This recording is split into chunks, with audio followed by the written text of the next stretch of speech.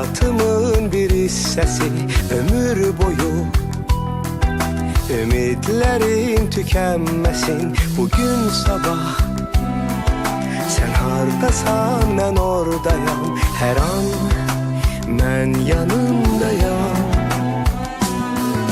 Oğul payım mənim varım və dövlətim, inanlığım, güvəndiyim əmanətim.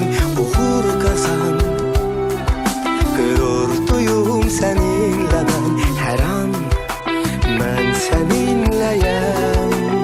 Sən mənim həyatımsan oğlum, olduğun yerin havası nəfəsdir mənə. Sən qolum qanadımsan oğlum, varlığın belə yaşamağa bəsdir mənə. Gözlərimdəki nursan oğlum, hər baxanda bu dünya